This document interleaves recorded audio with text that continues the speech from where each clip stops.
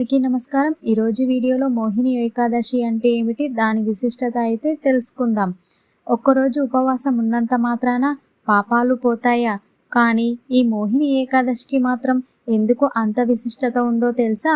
శ్రీ మహావిష్ణువు స్వయంగా మోహిని అవతారం ధరించిన రోజు ఇది ఎప్పుడొస్తుందో తెలుసా? వైశాఖ మాసం మోస్ట్ పవర్ఫుల్ రోజు మోహిని ఏకాదశి అనేది.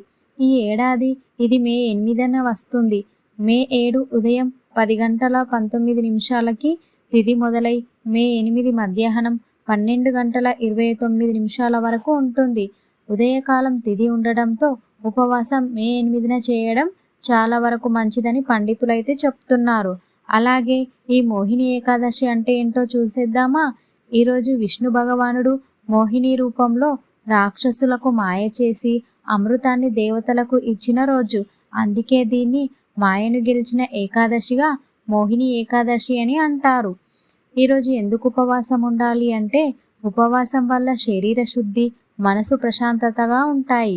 ఈరోజు ఉపవాసం ఉండటం వల్ల పాప విమోచనం, అంటే ఎన్ని జన్మల నుండి చేసిన పాపాలైనా కానీ ఈ ఒక్క ఉపవాసం వల్ల అన్నీ కూడా తొలగిపోతాయని నమ్ముతూ ఉంటారు.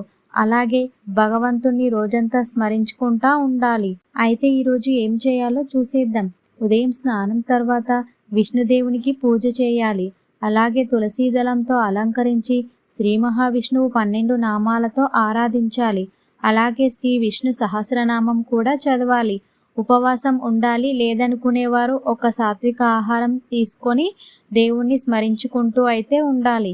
రాత్రి విష్ణు సహస్రనామ పారాయణం లేదా హరినామ సంకీర్తన అయితే చేయాలి. వీటన్నిటితో పాటు దానం కూడా చాలా ముఖ్యం. ఈరోజు ధ్యానం, అదేవిధంగా వస్త్రం, అమృతతుల్య నీళ్లు పేదలకు దానం చేస్తే సప్తజన్మల పాపాలు కూడా పోతాయని చాలా వరకు పురాణాల్లో అయితే ఉంది. ఇంకా ఈ మోహిని ఏకాదశి విశేషం ఏంటంటే, ఇది మాయ మోహాల నుండి విముక్తి పొందే ఏకాదశి. మన జీవితంలో ఉన్న భ్రమ, దుఃఖం, పాపాల నుండి బయటపడడానికి ఇది చాలా అద్భుతమైన రోజు. అందుకని ఈరోజు మనము విష్ణుమూర్తిని ధ్యానంతో ఉండి సహస్రనామాలన్నీ కూడా పారాయణం చేసుకుంటూ ఉండాలి.